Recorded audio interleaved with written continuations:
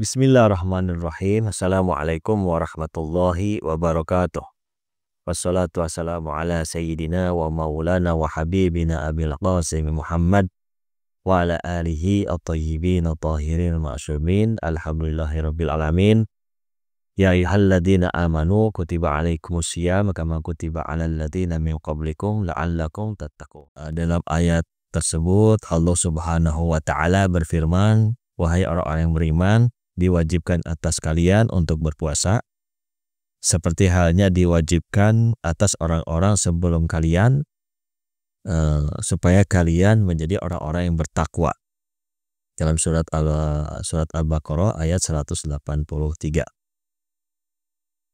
Puasa merupakan kewajiban, puasa bulan Ramadan merupakan kewajiban bagi kita umat Islam, dan setiap mukallaf wajib untuk melakukan puasa tersebut.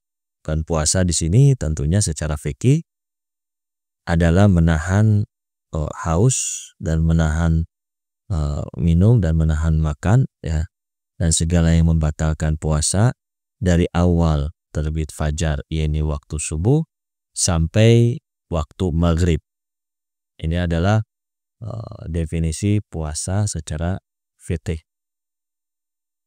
Dan tentunya dengan niat kita melakukan puasa tersebut, ya kan, untuk melakukan perintah daripada Allah Subhanahu wa taala. Dan pembahasan kita, ya, ini pembahasan mengenai masalah puasa tersebut adalah merupakan puasa dengan berbagai macam bentuk, baik itu puasa yang wajib, baik itu puasa yang mustahab, baik itu puasa yang makruh ataupun puasa yang haram. Dan khususnya dalam pembahasan kita adalah puasa yang berhubungan dengan puasa yang wajib. Ya, ini khususnya masalah puasa wajib bulan Ramadan. Dalam puasa yang wajib, ya, dalam puasa yang wajib kita memerlukan pengetahuan tentang ibaratnya syarat-syarat daripada kewajiban puasa tersebut. Tapi sebelumnya kita akan lihat beberapa puasa yang wajib, ya, selain daripada puasa Ramadan yang memang penting untuk kita ulas. Ini puasa Ramadan insyaallah ya kita akan lalui. Lalu kedua adalah puasa qadha, ketiga adalah puasa kafarah, keempat adalah puasa ayah dan ibu, ya. Bagi anak pertama tentunya qadha ayah dan ibu bagi anak pertama yang sudah meninggal. Begitu pula puasa yang mustahab yang setelahnya itu dilakukan nadar atau ahad atau sumpah. Dengan adanya nadar atau ahad atau sumpah, ya, puasa yang mustahab tersebut bisa menjadi wajib. Selanjutnya adalah puasa ketiga hari i'tikaf. Yang selanjutnya adalah puasa daripada ibaratnya pengganti daripada untuk kurban, ya, di haji tamattu, ya. Jadi misalnya untuk mengganti hewan kurban, dia melakukan puasa tersebut. Nah, ini termasuk puasa yang diwajibkan. Dan khususnya kita melakukan puasa Ramadan, ya, yang insyaallah kedepannya kita akan bahas secara lengkap mengenai masalah puasa ini. Dan kita perlu mengetahui syarat-syarat daripada kewajiban untuk berpuasa. Syarat wajibnya berpuasa tentunya yang pertama adalah dia harus baligh. Artinya dia sudah mencapai umur yang baligh. Ya, masyhurnya kalau misalnya wanita itu 9 tahun komariah, ya, sudah mencapai 9 tahun komariah. Kalau laki-laki misalnya 15 tahun, tentunya dengan alamat-alamat yang lain, itu secara umumnya 15 tahun. Yang kedua adalah akal, yakni kebalikan daripada orang yang tidak memiliki akal. Di sini misalnya orang yang majnun, ya. Yang ketiga adalah kudrat, artinya dia memiliki kemampuan untuk melakukan puasa. Kemampuan di sini insya Allah kita akan bahas, misalnya ada orang-orang yang memang tidak mampu untuk melakukan puasa. Itu tidak dikenai kewajiban. Yang keempat adalah dia dalam kondisi sadar. Artinya kalau misalnya dalam kondisi pingsan, maka dia tidak mendapatkan kewajiban untuk berpuasa. Yang selanjutnya adalah tidak dalam keadaan safar atau tidak dalam perjalanan. Karena secara umum bahwa puasa dalam kondisi safar atau perjalanan maka tidak sah, ya. Apa istilahnya, tidak mendapatkan kewajiban atau tidak dikenai kewajiban untuk melakukan puasa secara umum. Yang selanjutnya adalah dia misalnya ini kepada seorang wanita tidak dalam kondisi haid, tidak dalam kondisi nifas. Karena kalau dia dalam kondisi haid dan kondisi nifas tidak terkena kewajiban. Yang selanjutnya adalah tidak menyebabkan doror.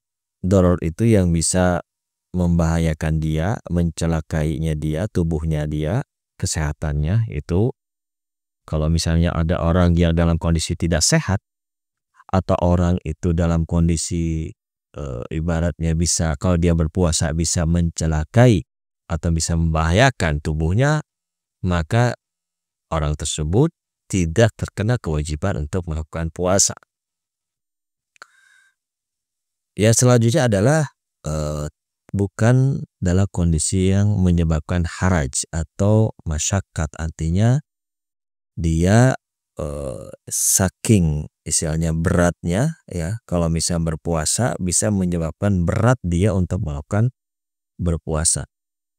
Contoh misalnya ada orang yang memiliki penyakit haus, ya, selalu memiliki penyakit haus, yang dimana ada beberapa orang demikian, dimana ketika dia berpuasa menyebabkan hal yang dimana dia tidak bisa menanggung, tidak bisa menahan daripada kondisi kehausannya tersebut. Oleh sebab itu dalam kondisi haraj dia tidak bisa atau tidak terkena hukum melakukan kewajiban untuk berpuasa. Oleh sebab itu syarat daripada kewajiban untuk berpuasa itu ketika orang-orang tersebut dalam kondisi dia belum baligh, dia tidak berakal, artinya misalnya ada kondisi gila, dia tidak memiliki kekuatan, dia dalam kondisi misalnya pingsan, dia dalam kondisi safar, dia dalam kondisi haid ataupun nifas, dia misalnya bisa menyebabkan doror atau membahayakan dirinya, dia misalnya sangat tidak mampu untuk melakukan puasa tersebut, maka kewajiban tidak terkena padanya.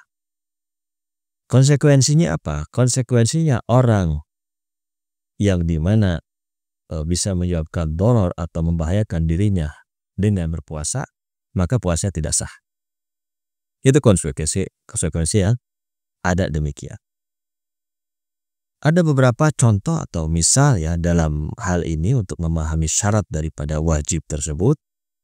Seperti misalnya ada orang yang dimana dia itu mengetahui bahwa ketika dia berpuasa akan menyebabkan bahaya bagi dirinya, sakit bagi dirinya, misalnya dia kondisi sakit, ketika berpuasa akan tambah sakit dirinya, membahayakan dirinya.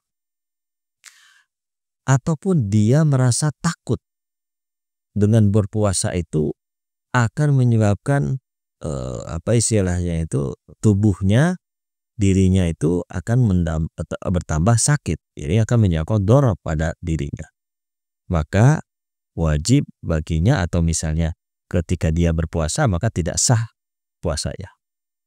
Oleh sebab itu apa? Dia tidak bisa melakukan puasa dalam kondisi demikian. Parameternya untuk mengetahui bahwa dia mendapatkan atau akan mendapatkan doror atau takut akan mencelakai dirinya, ada parameter dirinya, baik dari pengalaman atau daripada pengetahuan dirinya. Ini dirinya. Tentunya parameter tersebut dengan ibaratnya dengan parameter orang-orang yang berakal. Bukanlah orang-orang yang sifatnya itu misalnya takut tadi, misalnya memang orangnya penakut untuk melakukan puasa, jadi takutnya itu berlebih. Nah, ini di luar batas daripada orang-orang yang berakal. Ini tidak bisa menjadikan parameter. Jadi rasa takut dari orang yang normal, orang yang berakal yang normal, bukanlah orang yang istilahnya mudah takut ya, atau misalnya fobia seperti itu tidak bisa jadi parameter. Jadi orang biasa, orang normal, orang yang berakal itu bisa menjadi parameter. Lalu misalnya ada kondisi muni masalah doror atau muni masalah harat juga sama. Misalnya dokter mengatakan kepada dia ya, misalnya hal ini bisa membahayakan diri Anda. Tapi Anda meyakini bahwa misalnya puasa tersebut, Anda meyakini bahwa dengan puasa itu tidak membahayakan dirinya. Dalam konteks seperti ini atau dalam kasus seperti ini, maka yang menjadi parameter adalah dirinya, bukan dokter. Ya. Jadi kembali kepada dirinya.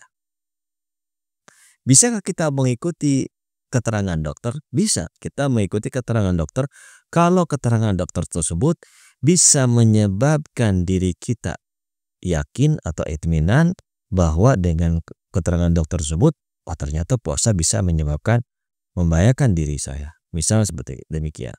Itu kalau bisa menyebabkan itminan dirinya. Tapi kalau tidak menyebabkan itminan atau yakin pada dirinya, maka itu tidak bisa menjadi hujah. Tetap adalah kembali kepada dirinya. Ini pentingnya mengetahui syarat daripada wujub atau kewajiban daripada puasa tersebut. Contoh lain misalnya seperti misalnya ada anak perempuan ya yang baru umur 9 tahun, ya kan? Sebelumnya dia belajar puasa, baru menginjak 9 tahun, dia tidak memiliki kekuatan untuk berpuasa, ya kan? Bisakah dia dalam masalah ini tidak berpuasa? Betul, dia tidak bisa dia tidak berpuasa. Tetapi dalam konteks ini untuk untuk anak wanita yang dimana perempuan yang dimana sudah mencapai umur balik dan dia tidak memiliki kekuatan, dia harus melakukan qadha untuk di waktu yang lainnya selain daripada bulan Ramadan. Itulah yang menjadikan hal yang istilahnya salah satu contoh daripada syarat dan syarat daripada kewajiban berpuasa. Sama halnya dengan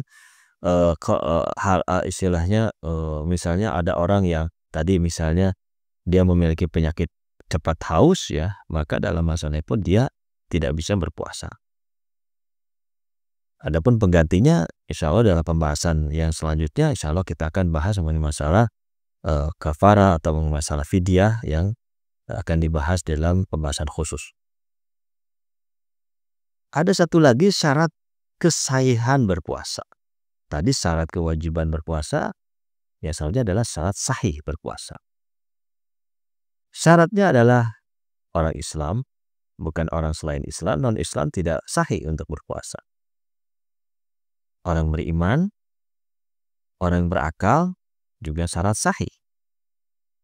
Dan dia tidak dalam keadaan pingsan, dalam keadaan sadar, itu syarat sahih. Karena orang dalam pingsan itu beda dengan tidur ya. Pingsan itu dia tidak sahih untuk berpuasa. Dan juga dia tidak dalam keadaan safar, karena orang safar tidak sahih untuk berpuasa. Dia dalam kondisi haid ya ataupun nifas bagi perempuan, maka dia pun tidak sahih untuk berpuasa. Selain daripada syarat wajib, dia pun syarat daripada sahih. Dan juga tidak menyebabkan doror. Kalau menyebabkan doror maka tidak sahih. Dan juga dalam masalah ini memiliki niat. Ketika dia tidak berniat, maka dia tidak sahih untuk berpuasa. Dan meninggalkan hal-hal yang bisa membatalkan puasa.